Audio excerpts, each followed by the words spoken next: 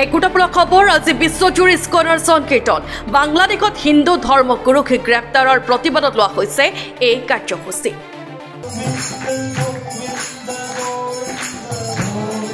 উত্তৰ গুৱাহাটীৰ ইস্কন মন্দিৰতো সংকীৰ্তনৰ কাৰ্যসূচী লোৱা হৈছে। বহুলোকে অংশগ্ৰহণ কৰিছে এই সংকীৰ্তনত। বাংলাদেশৰ ইউনুছ চৰকাৰে হিন্দু ধৰ্মাৱলম্বী লোকৰ ওপৰত কৰা অত্যাচাৰৰ প্ৰতিবাদ কৰিছে সংকীৰ্তনৰ মাজেৰে।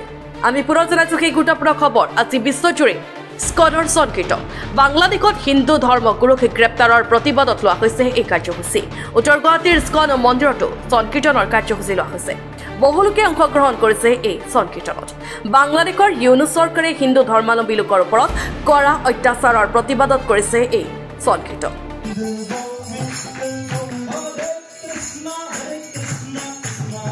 হৰে কৃষ্ণ। আজি আমি গোটেই বিশ্বতে নাম সংকীৰ্তনৰ মাধ্যমেৰে আমি বাংলাদেশত যি আমাৰ হিন্দুৰ ওপৰত যি অত্যাচাৰ কৰিছে, যি অত্যাচাৰ চলাইছে, যি আমাৰ মঠ মন্দিৰ ভাঙি দিয়া হৈছে, যি আমাক বিনা দুখত আমাক ইলজাম লগাইছে যে আমি মানুহ হত্যা কৰিছে, আমি বিভিন্ন প্ৰকাৰে আমি উগ্ৰবাদী সংগঠন বুলি আমাক যি অভিহিত কৰিছে, আমি কঠোৰ ভাষাৰে গৰ্জন কৰিছো যে আমি কেতিয়াও মাছ মাংস আনকি আমি পিঁয়াজ ৰহুনো আমি নাখাওঁ। আৰু সেই সময়ত আমাৰ ওপৰত ইলজাম লগাইছে, তেওঁলোকে আমাক বিভিন্ন প্ৰকাৰে শাস্তি প্ৰদান কৰিছে। যি প্ৰভুসকলক বিনা দুখত তেওঁলোকক জেললৈ পঠালে, আমি কঠোৰ ভাষাৰে গৰিহণা দিছো।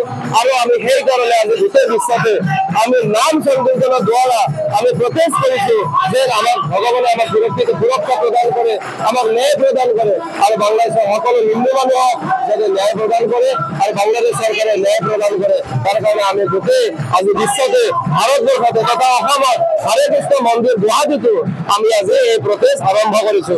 আৰু এই প্ৰটেষ্ট আমি নিৰন্তৰে চলাই যাই থাকিম। যেতিয়ালৈকে আমি ন্যায় নাপাম তেতিয়ালৈকে আমি এই প্ৰচেষ্টা আমি শেষ নকৰো। আমি এই প্ৰচেষ্টা নিৰন্তৰ কৰি থাকিম।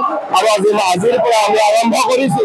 আৰু এই আজিৰ পৰা যে আৰম্ভ কৰিছো, আমি প্ৰতি গাঁৱে গাঁৱে নগৰে নগৰে চহৰে চহৰে আমি হৰিনাম সংকীৰ্তন কৰি যাম, প্ৰটেষ্ট আমি কৰি যাম। আমাক ন্যায় লাগিব, হিন্দুৰ ওপৰত অত্যাচাৰ নচলিব, এয়া আমি কঠোৰ ভাষাৰে আমি গৰিহণা দিছো বাংলাদেশ চৰকাৰক।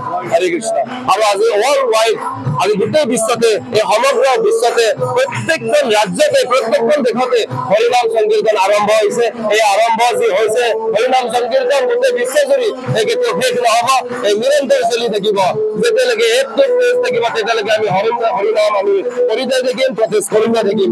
হিন্দুক আমি সুৰক্ষা লাগিব, আমাক লাগিব। হৰে কৃষ্ণ।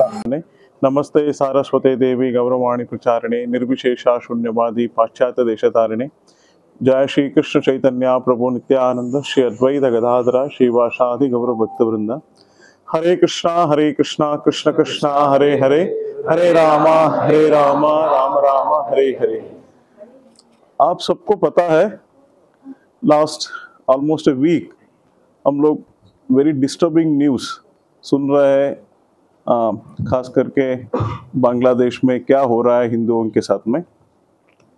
ये बहुत डिस्टर्बिंग न्यूज़ है और ये काफ़ी साल से हम सुनते आ रहे हैं और हमेशा हमको बहुत दर्द होता है ये सारा चीज़ को सुनने के लिए, देखने के लिए भी। खास करके लास्ट 22 में भी ऐसा कुछ इश्यूज हुआ थे। So it is been very painful, very disturbing to us. So we are praying to the Lord Krishna, Lord Chaitanya Mahaprabhu, who gave the Sankirtana movement, which is for the peace, with Swami Prabhupada in 1965, when there was a Vietnam War happening in America. In that war also, he started Sankirtana movement, and that was how the US-Vietnam War there was a peace, and that was the formula which Chaitanya Mahaprabhu has given us. Hare Krishna Krishna Krishna Hare Hare, Hare Rama Ram Ram Hare Hare.